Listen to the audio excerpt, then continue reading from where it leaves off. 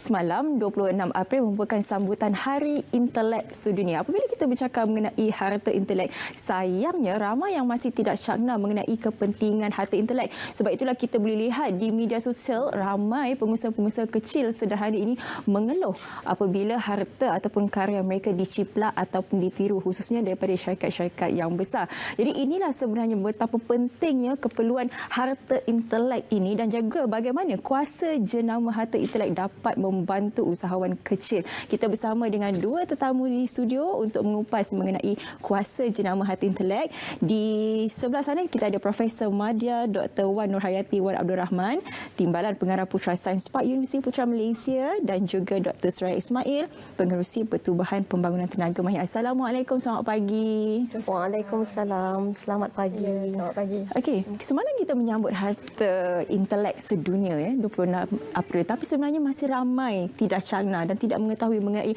apakah itu sebenarnya harta intelek. Jadi untuk mukadimah mungkin Prof Madya boleh terangkan terlebih dahulu mengenai itu. Alright, Assalamualaikum dan selamat pagi Malaysia. Terima kasih di atas peluang untuk saya berkongsi berkenaan dengan kuasa jenama dan harta intelek. Pada hari ini juga sebenarnya saya bukan hanya bawa diri tetapi membawa juga jenama yang penting dari Universiti Putra Malaysia, iaitu Putra Sains Park, yang merupakan satu pusat tanggungjawab yang sangat penting yang menguruskan dari segi perlindungan harta intelek dan seterusnya pengkomersialan bagi teknologi dan inovasi dari Universiti Putra Malaysia. Okey, bercakap tentang harta intelek. Semalam kami sangat gembira di atas sambutan Hari Harta Intelek Malaysia, ya, dengan bertemakan kepada belia berinovasi, aspirasi keluarga Malaysia. Ya. So apa itu sebenarnya harta intelek? Ya. Harta intelek merupakan hasil karya ciptaan minda, hasil ciptaan minda yang merangkumi kita kata keseluruhan dari segi penciptaan barangan baharu, termasuk dalam bentuk fizikal, logo, nama, ya, literasi dan juga kita katakan sebagai bentuk inovasi, ya, yang mampu diketengahkan, dan ini adalah sangat penting dan digunakan secara meluas untuk tujuan perniagaan, ya, harta intelek untuk melindungi kita punya karya, ya. Kemudian harta intelek itu sendiri merupakan, kita sebut dia sebagai harta. Kenapa? Sebab ia merupakan adalah aset, ya, aset yang mempunyai nilai tersendiri. Percaya tak kita, satu bentuk nama macam ni, logo sebegini, ya, sebenarnya bernilai boleh mencecah puluhan bilion, ya, betul, ya, untuk satu logo. So itulah betapa pentingnya tentang harta intelek. Dan bercakap tentang jenama, jenama menerusi cap dagangan ataupun kita katakan sebagai brand, ya, itu adalah merupakan salah satu bentuk harta intelek untuk melindungi nama, logo, alright, untuk mewakili ataupun memberikan imej kepada syarikat, perniagaan, produk dan juga servis. Ya.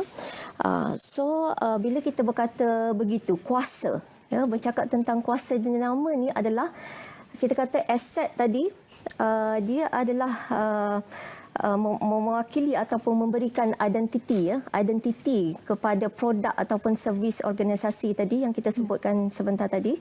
Alright, yang mana itu adalah kita katakan sebagai yang memberikan imej melindungi, penggunaan ataupun menghalang pihak-pihak lain daripada turut meniru ataupun mengguna pakai logo ataupun brand yang sama.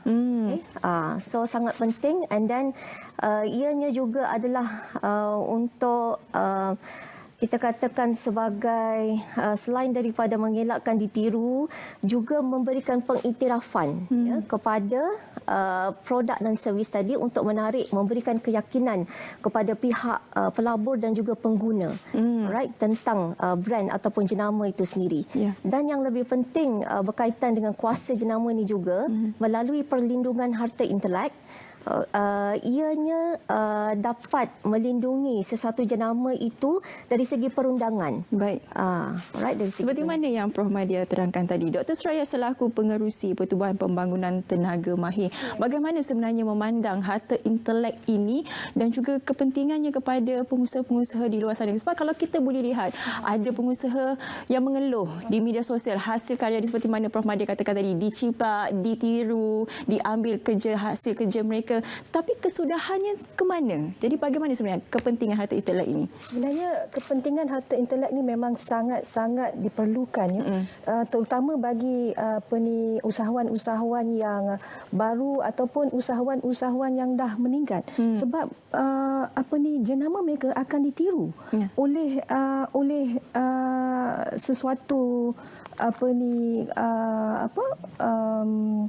produk yang lain ke ataupun syarikat yang lain ke, kerana mereka melihat jenama tu mungkin logo dia tu sangat bersesuaian dengan mereka, jadi mereka akan meniru, dan perkara itu banyak berlaku oleh ahli-ahli pertubuhan kami sendiri. Banyak berlaku, dan ada juga yang mengeluh sebab kerana mereka mendapati jenama mereka telah ditiru. Jadi mereka tidak tahu nak merujuk di mana. Tapi apabila macam pihak UPM telah ada platform yang sedemikian, saya rasa dia sangat-sangat membantu sebenarnya. Bila Dr. Suraya bercakap mengenai platform, kita mengetahui secara umumnya UPM ialah untuk mendidik dan juga melahirkan mahasiswa. Tapi kini kalau kita boleh lihat di Putra Science Park ini sebenarnya memberi fokus kepada harta intelek. Mungkin sebenarnya bagaimana Putra Science Park ini membantu usahawan seperti Pertubuhan Dr. Suraya ini dengan memberi bimbingan dan platform yang sewajarnya? Sebenarnya Okey, terima kasih. Soalan yang sangat penting tentang contribution ataupun sumbangan daripada pihak universiti. Semestinya pihak universiti fokus Universiti Putra Malaysia, Putra Science Park sebagai entiti yang akan menghubungkan pelbagai pihak, termasuk pihak industri terutamanya dan juga pihak pelabur. Sesungguhnya penekanan kepada harta intelek sebagai aset. Sebagai universiti, aset yang penting juga adalah harta intelek. Jadi kesedaran kepada semua, apa yang universiti dapat sumbangkan adalah dari segi memberi latihan yang bersesuaian berkaitan dengan harta intelek. Seterusnya, strategi untuk pengkomersialan bagi teknologi dan inovasi yang telah dilindungi dengan harta intelek. Kesedaran macam tadi sangat penting, kan? Kita tak nak tiba-tiba kita menghasilkan pembangunan dan penyelidikan bertahun lama, tiba-tiba esok kita tengok sudah diciplak ataupun sudah diguna pakai oleh pihak-pihak yang tidak bertanggungjawab. Kesedaran tersebut, ramai orang tak sedar juga betapa penting bila dah ada logo, kan? Contoh macam saya bawa produk yang ada dekat meja pada hari ini, ini adalah antara produk yang kita dah hasilkan, yang mana boleh diguna pakai terus. Ada logo UPM dekat sini. Ini adalah menambah nilai kepada hasil penciptaan sesuatu produk ataupun servis yang berada di pasaran. Semua kita letakkan logo UPM. Ini semuanya adalah menambah nilai. Kenapa meningkatkan dari segi kepercayaan tadi? Untuk sumbangan kita kepada persatuan seperti Dr. Suraya dan ramai lagi di luar sana, pelbagai peringkat sebenarnya. Selain daripada memberikan bentuk-bentuk latihan kerjasama. Yang paling penting kami memfokuskan kepada industry driven research, iaitu penyelidikan dipacukan oleh industri, yang mana kerjasama. Bila kita nak bercakap tentang pengkomersialan, universiti akan bergandingan dengan rakan industri yang strategik. Di pelbagai peringkat kami sokong di pelbagai peringkat untuk menjayakan agenda pengkomersialan bagi teknologi tempatan, yang mana teknologi dihasilkan di universiti tempatan dengan kepakaran penyelidik dan inventor tempatan menjadi kepentingan dalam dasar sains dan teknologi inovasi negara kita, memandang kepada tempatan. Selain daripada itu, kami fokuskan kepada harta intelek yang berkualiti tinggi dan pengkomersialan yang berimpak tinggi. So kami sangat mengalukan, bila kita bercakap tentang rakan strategi, kami akan menyokong dari seawal penyelidikan dan pembangunan dilakukan oleh pihak penyelidik di universiti. Jadi kami menawarkan teknologi tempatan yang telah tersedia, yang telah dibangunkan bertahun lama, sehingga diterjemahkan kepada produk dan servis. So rakan strategi untuk membawa kepada skala pengkomersialan. Dan seterusnya kami juga menawarkan khidmat daripada pakar-pakar di UPM untuk menyelesaikan masalah usahawan dan juga pihak-pihak dalam industri. Saya nak bertanya juga pada Dr. Suraya. Bagaimana Dr. Suraya melihat bahawa harta intelek ini sebenarnya boleh memberi satu tambah nilai kepada sesebuah syarikat itu dan juga mungkin boleh membawa jenama itu lebih keluar daripada Malaysia, mungkin ke peringkat global. Bagaimana Dr. Suraya? Okey, apa yang seperti yang Dr. Profesor cakap tadi kan, seperti yang kita tengok tadi jenama yang ada tanda UPM ni, ini sebenarnya memang sangat menambah nilai.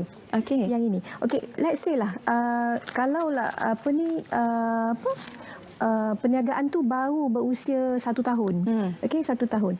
Mungkin mereka tidak dikenali pun. Tidak, orang pun tak tahu pun dia ni asal dari mana. Jadi apabila ada tambah nilai yang logo UPM ni tadi, memang sangat-sangat orang akan percaya pun. Kalau saya pun nak membeli barang, saya akan tengok dulu ini daripada mana ni.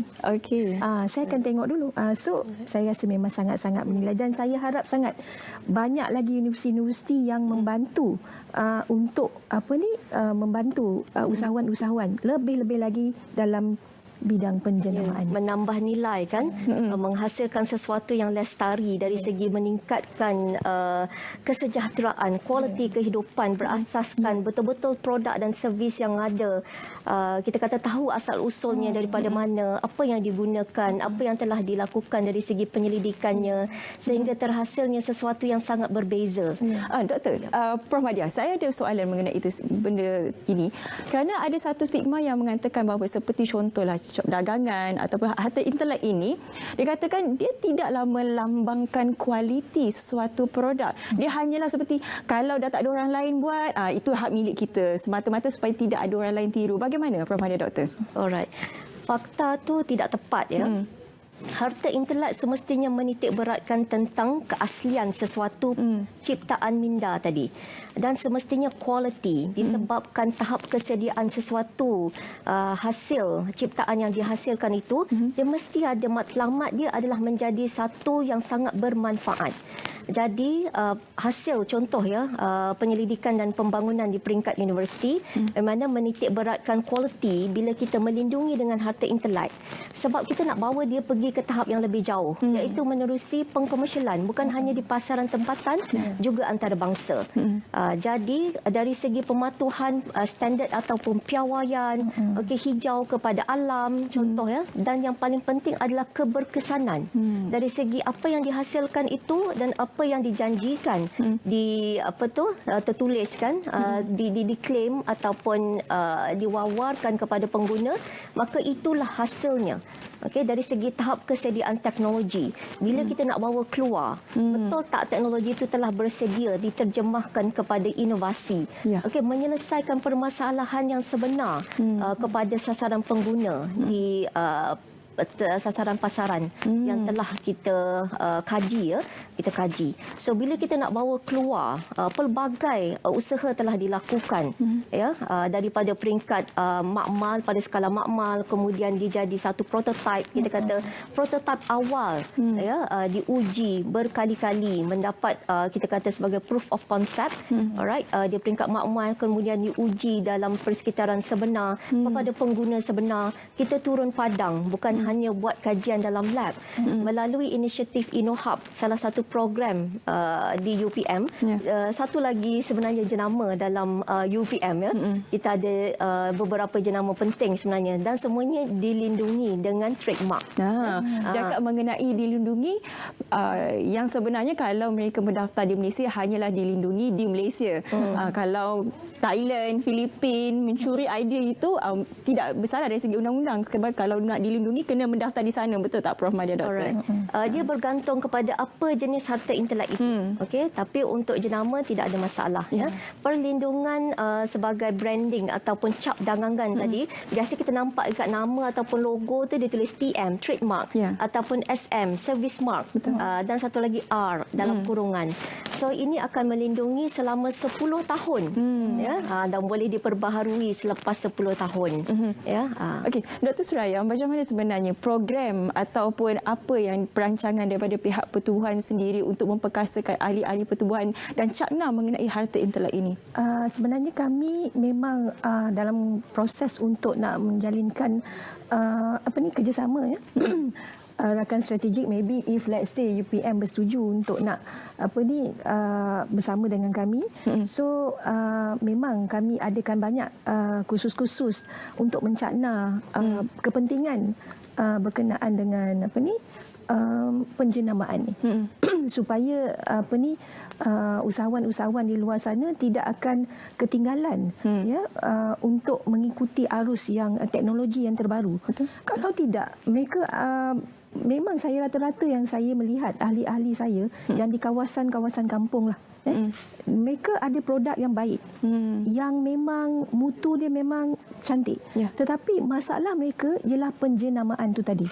Kadang-kadang logo dia tu tak sesuai dengan produk yang dia buat. Oh, betul juga. Kipas cat udang tu lain cerita. Tapi ini betul. Dia tak sesuai dengan yang apa produk dia. Jadi dia nak salahkan siapa ni bila produk dia tak laku? Kami mengalukan Puan dan pelbagai peringkat di luar sana, di peringkat terutamanya daripada industri dan juga pihak pelabur. Usahawan-usahawan di pelbagai peringkat, kami buka pintu seluas-luasnya. Datanglah ke Universiti Putra Malaysia. Datang jumpa ahli-ahli di Putra Science Park ya, kumpulan saya. InsyaAllah ya, kita bersama-sama untuk negara kita.